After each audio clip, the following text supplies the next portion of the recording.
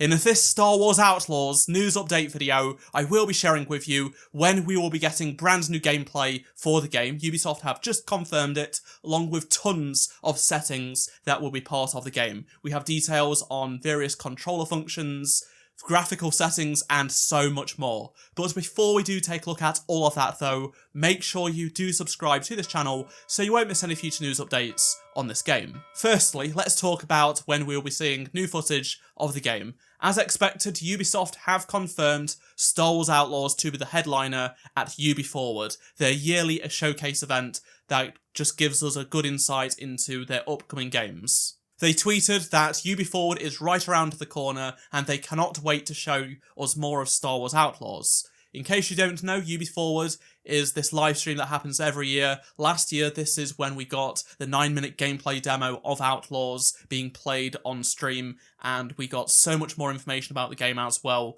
So I fully expect a long gameplay demo again to show off other aspects of the game that we have not seen before. This year's Ubi Forward will take place on June 10th, so just a few days away, and it will happen at 12 PM PDT, 8 PM UK time, 9 PM European time. Given that we just got the story trailer and that the game is out in just 3 months' time, we are going to see gameplay. This is their gameplay showcase event.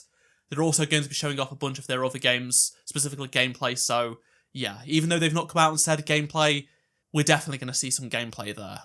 They also gave us this trailer to hype us up before the event, sharing the various games that will be in attendance, although there will be some surprises, as they do say. Now let's get into the settings that have just been confirmed in a brand new article on the Star Wars Outlaws and Ubisoft website.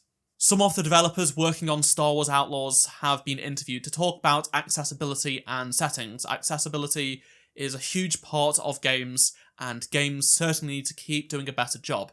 In recent years, a lot of games have done a much better job at making games far more accessible to just way more people. Outlaws is no different, according to this article, where they have done real great work, it seems, on making accessibility a core part of Outlaws, and they've also revealed a bunch of settings as well in terms of controlling and video settings. Before we do actually go through the list of the settings themselves, let's take a look at what some of the developers had to say about themselves developing the game. They said that Star Wars is for everyone, so they tried to design this game in a way that as many people can enjoy it as possible. They had clear goals from the start of development and were able to tie those in with the creative vision of the game, so it wasn't actually impairing what the creative teams wanted to do. They have included so many options for you to customize your experience with Outlaws to really make it how you want to play. An example they've given is that based on your needs or how immersive you like your games, you can edit the player guidance by placing markers in the world, in the compass, or a mix of both. If some gameplay beats require precise inputs and that's not your strong suit, then it's no problem. You can tweak the difficulty and require precision to turn them off altogether. If you're having trouble reading or navigating the world, you can recolor some textures or lights in the game, use high contrast modes and things like that. The next thing they talk about is audio descriptions for cinematics. Now, Star Wars Outlaws will actually be the first Ubisoft game and one of the very first games to support this feature, so this is a big deal.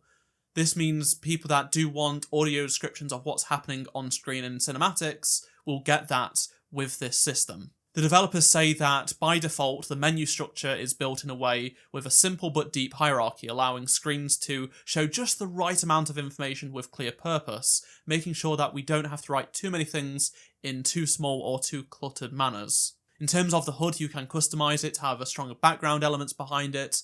For optimal contrast, you can customize the layout, what appears on screen. For example, you can hide or show controller layout reminders, have a center screen dot. Now we have some information about the actual core gameplay when it comes to the speeders and ship combat. So for the speeder, they've made the controls to be intuitive for anyone who has played a driving game, with throttle and steering be where you would expect them. On PC, we support both mouse and keyboard settings, or even switching to a controller when using the speeder, which is very nice to hear. As someone who may want to use the mouse and keyboard for shooting, but much prefers driving with a controller in any game, this is great. In terms of space, they say that it was a greater challenge due to the freedom of movement, but they want to make it as intuitive as possible. So we always help the player orient correctly to return to a comfortable upright direction, and it doesn't require separate use of yaw or pitch and roll that you would find in, say, a simulation game. This means it plays very similarly to boots on the ground character controls,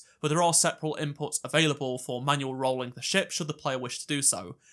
That is great. Having the ability to do that is fantastic, because I know there are some people that really don't like it being too easy. I know people that complain if it is too difficult. Well, you can have the option to pick which way you want to play this game, which is just awesome. Some assists they do highlight is that there will be aim assist for the blaster on controller, and this will allow Kay to stay on target when free firing, not aiming down sights, in a way that lets her fight in a more characteristic scoundrel run and gun style. There is also going to be a way to help steer the ship to stay on target in pursuit mode by pressing the left trigger, and when trying to shoot enemies, while still requiring the player to adjust targeting to ensure blasters hit. Also, the speeder, Kay, and the ship will avoid obstacles rather than get caught on them if they do snag on objects they pass. Now let's go through the full settings that has been shared in terms of accessibility. So for visuals, there is high contrast settings, colorblind accessible design where possible, visual intensity options, so you'll be able to change the various amounts of screen shake, depth of field, motion blur for general camera and per object, fantastic, as well as chromatic aberration, thank you, because that is something I immediately turn off in every game where possible, so I'm glad that is available. There is also a field of view option as well, so you're going to be able to change the FOV with a slider, that's fantastic. And there will be a separate setting for default and whilst aiming, so always good to have. In terms of audio, there is a no audience reliant setting, so important information is communicated by other channels in addition to sound. Fantastic work there. There is also subtitles, which you can customize to your heart's content, configurable dynamic range, as well as choice of audio channels, stereo 5.1, 7.1, 7.1.4, as well as Atmos. There is separate volume sliders, a dynamic audio mix, audio descriptions for cinematics, and there is also positional audio cues as well. In terms of controls, there is auto walk. The PC version will support keyboard, mouse, controller, as well as virtual keyboard.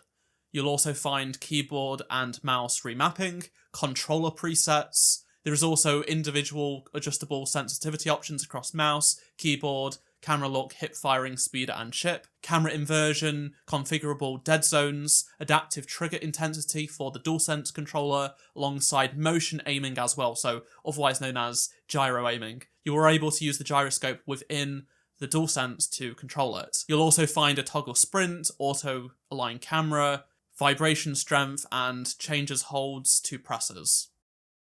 Now on to stealth and combat. There will be multiple difficulty presets, with an extremely forgiving story setting, individual difficulty settings for enemy difficulty, player health, and wanted difficulty. Aim assist can be toggled, but it's set to strong by default. There is the option to hold rather than repeatedly press for the blaster fire. Different playstyles are supported through unlockable blaster fire modes, adrenaline rush feature which allows targeting of enemies with low precision and time pressure, auto perfect reloading options, so that confirms that there will be this reloading mechanic that is like an overheating mechanic. I guess it's probably going to be like how Battlefront has handled it in the past. Stealth assists such as threat sense, awareness icons, visualization of enemy footsteps will be on by default but can be turned off. Navigation and traversal, and this confirms there will be fast travel between discovered locations. Great news. So for anyone that doesn't want to travel on their speeder or walk or wherever, you can fast travel between discovered locations. There is also safe climbing, so it's not possible to accidentally fall to your death. Auto ledge grab, straightforward grappling, so that's good to hear for the grappling hook segments of the game. There is also the object avoidance and ledge guard for both on foot and speeder, health regeneration for environmental speeder damage, and in-world map markers that can be toggled on permanently. As for space, there will be damage with colliding with objects, but it can be turned off. Stuns from iron weapons can also be turned off. The self-righting, incremental throttle, either tap down instead of holding. Choice between hold or toggle for speed boost and shooting. Flexible combat styles, including the strong aim assist, and pursuit mode, as I've mentioned. Also motion sickness considerations as well for enemy maneuvers and speed adjustments. In terms of minigames, which we know does include SBAC, We'll have individual difficulty settings for the timing, precision, and level of visual assistance for each minigame. As for Nyx, there will be additional vocal and visual cues from Nyx for nearby enemies, loot, and stuff like that. Nyx orders allow automated interacting such as pickpocketing, attacking, picking up, including during stealth, through large, low-precision target areas. So pickpocketing is going to be a lot of fun, I think. Now for the menus and HUD. So there are accessibility presets for finding and turning on common combinations of accessibility settings, menu narration and the HUD, colour blindness presets, clear default fonts, large and smaller text options, replaced stylized titles with regular font, increased contrast options, replace hold with taps, control reminders of some important controls directly on the HUD, and a configurable HUD with the control on how often elements are shown, whether to show the compass, map orientation, center dot size, and whether to add plain contrasting background behind all HUD elements. Honestly, this all sounds great.